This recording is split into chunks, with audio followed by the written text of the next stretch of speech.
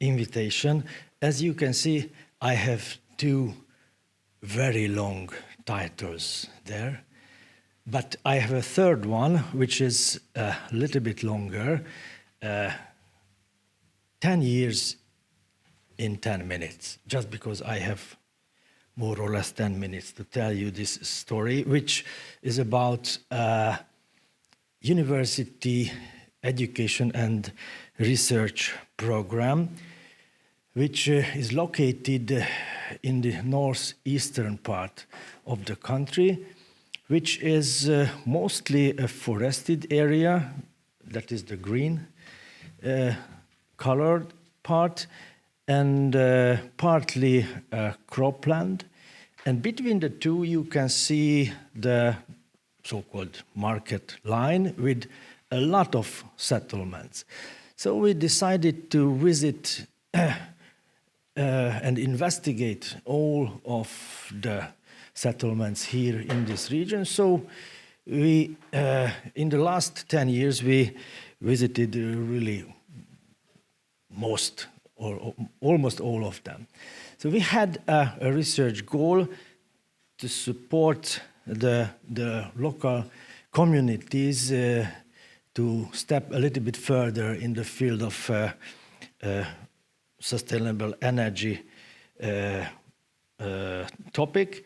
And we used a relatively complex methodology. First of all, we did a kind of door-to-door survey. We visited and interviewed around 2,000 families with a very nice and talented group of our students. As you can see, you may recognize that nice fellow in the picture. And as a kind of complementary methodology, we also used the building typology survey.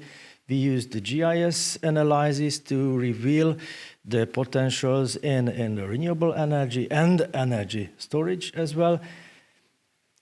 And as a last element of this whole thing, we used the software-based energy planning. And as a nice example, I chose one of the last settlements, Bükk-Szentkereszt, which, as you can see, is located in the middle of the forest, but really in the middle of the forest. And it is not so bad. The bad thing is that it is a valley as well. So it means that it has a relatively longer than usual heating season. And it also means that in the valley, the air pollution can settle down, and it is really a huge problem for the community. A second thing which can be important, that this is a well-known tourist destination, at least in Hungarian level. And a third thing which can be important, that there is environmentally aware local governance in the village, so they have air quality meters, they have good cooperation with the university in the neighboring city, and they are members of the Covenant of Mayors agreement. So they have a kind of history in this field. So what was our job here? We visited as much households as possible. It means 160 households, which is a little bit more than 1/3 of the families. And we managed to cover all the streets, all parts of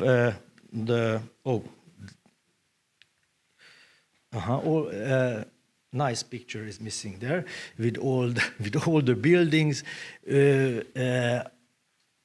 Sorry about that, but so the thing is that we made a complete picture of the village with all the buildings and with all the details about the energy consumption of every single families.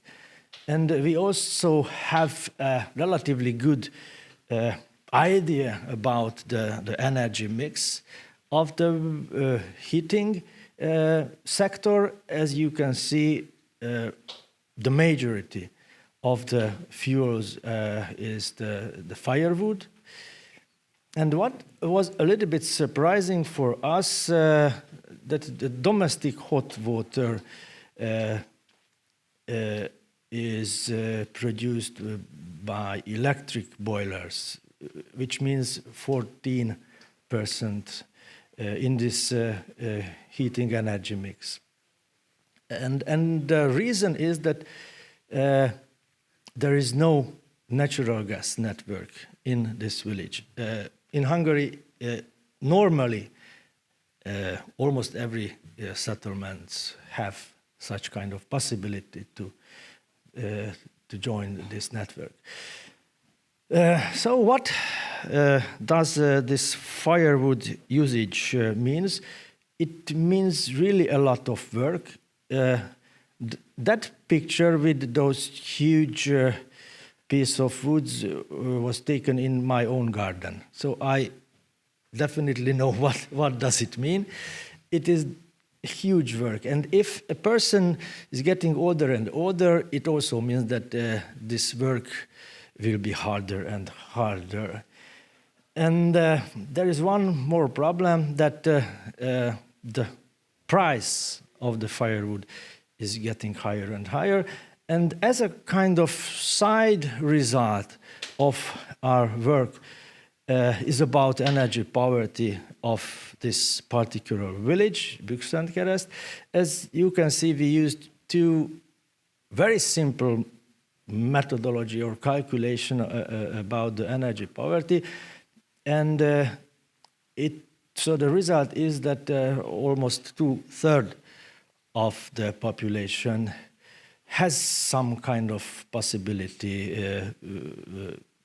with this.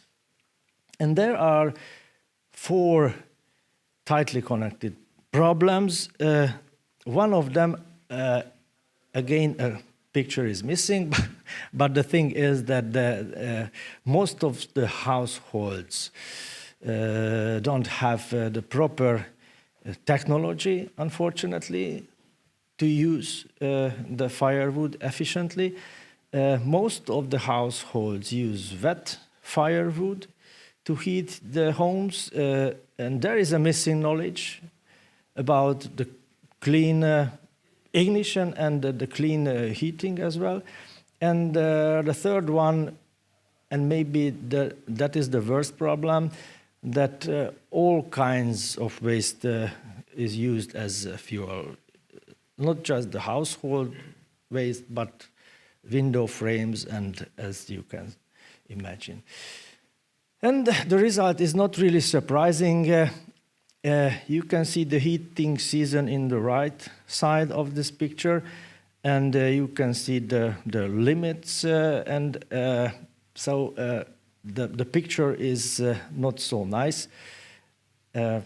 It is really a huge health problem in this village, that the people don't really know how to use properly the heating system.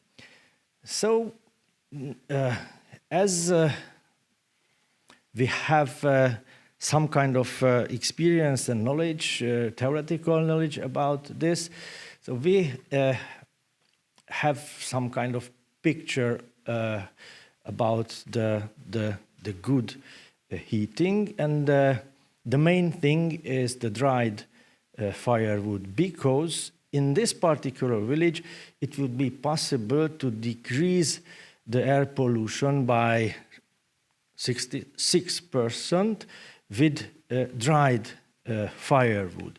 And it would be also possible to decrease the fuel consumption by 10% with dried firewood. So we were lucky to work together with the local authority, the local government. So we had a nice common event, a kind of community program, when we had the possibility to spread the research outcomes and started to work together with the community. And the next phase has just started on 1st of September within the Energy Party Advisory Hub Technical Assistance Program. So we and I need to change my hat now just because I'm representing an NGO as well, the Environmental Planning and Education Network. So together with the local government, we have a nice but short project which has two main pillars. One of them is more a kind of educational part about the clean and efficient heating. And the second one is kind of planning part. So the idea is to create a concept study about energy courtyard, which should provide ready-to-use dried firewood for the inhabitants of this nice forested village. So basically, this was all from my side. Thank you very much for your attention.